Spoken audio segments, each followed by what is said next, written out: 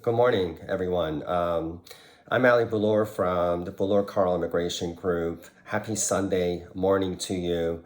We're 3 days away from Joe Biden becoming our president, and already lots of activity as to what his first day, his first 10 days, and his first 100 days will are shaping to look like.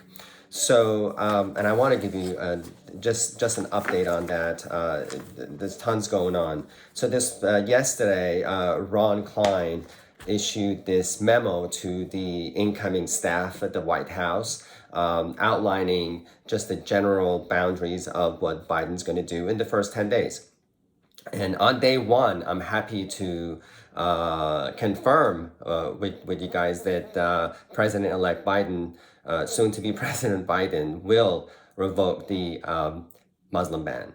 Of course, that's the ban that Donald Trump put in place during his first month in office. And on January 27th, 2017, to be exact.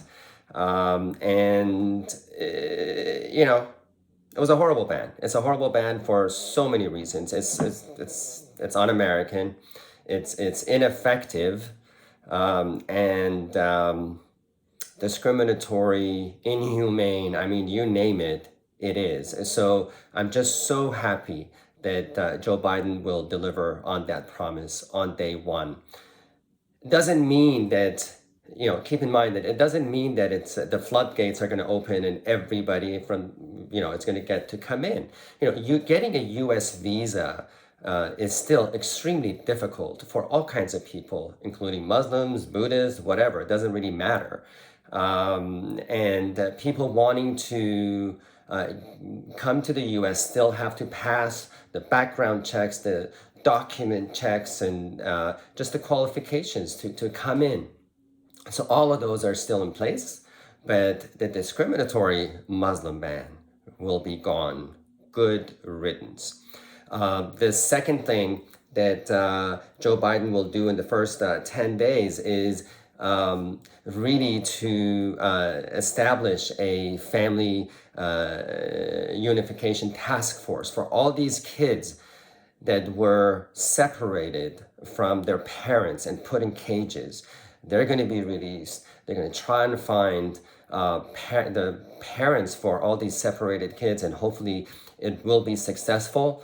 But the information that's out there is this is going to be a serious challenge with serious resources put towards it.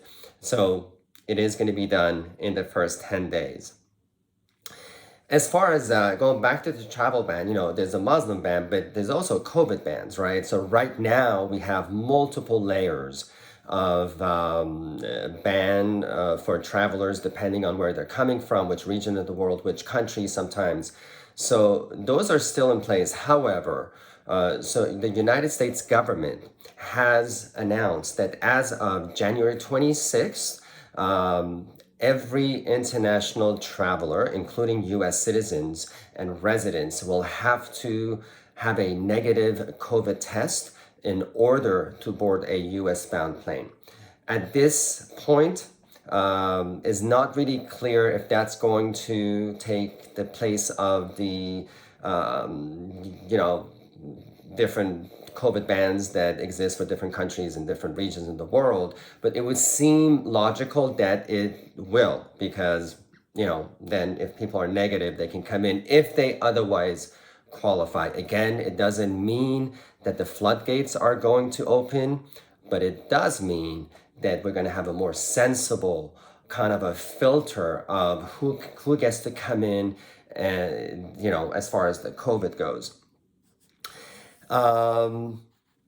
The other thing that is just fantastic news, as immigration advocates in my career, really for the past 24 years, and for people before me even longer, we've been wanting to get a fundamental reform to our immigration system for decades.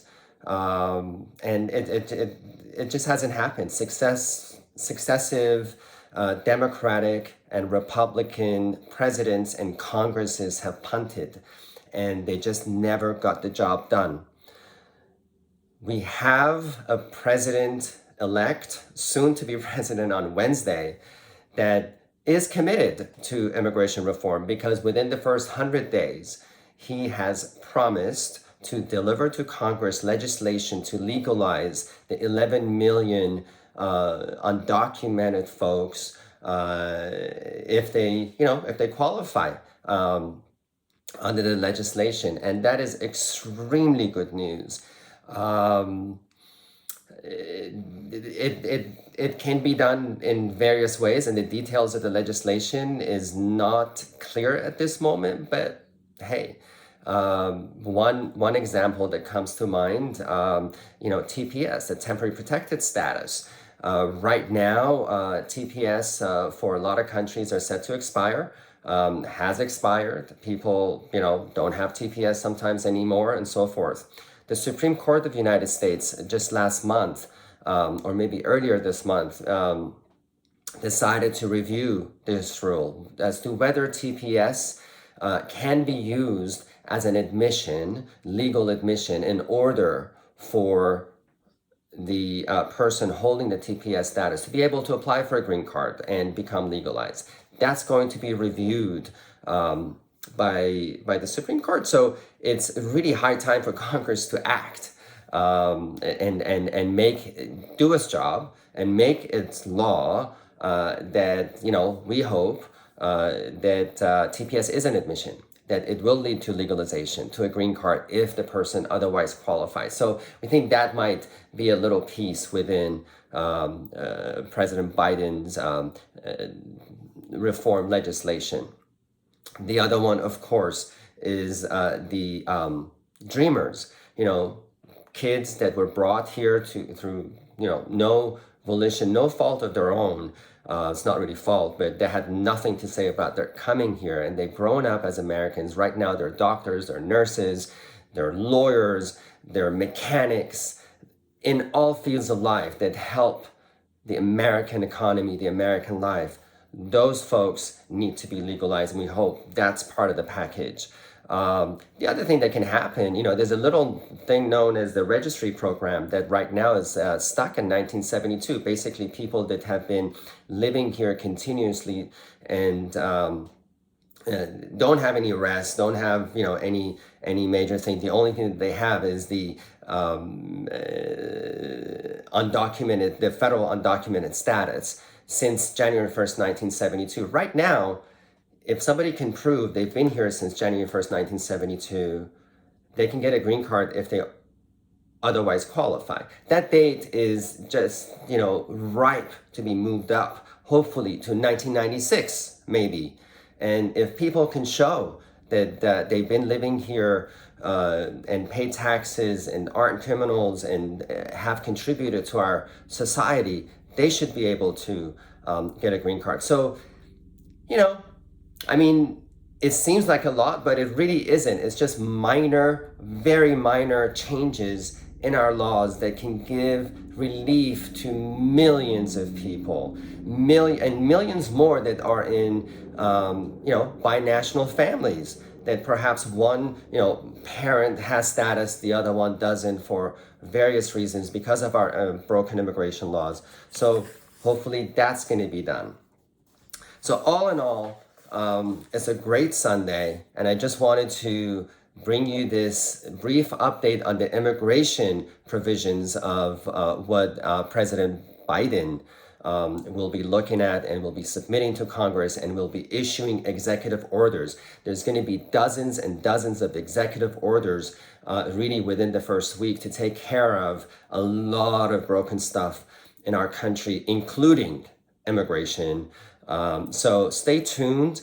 Please subscribe down at the bottom so you get the updates. We're going to provide updates, and we're going to have fireside chats on how to do various things within immigration. Lots of things are going to come up, and we're happy to provide you with the information.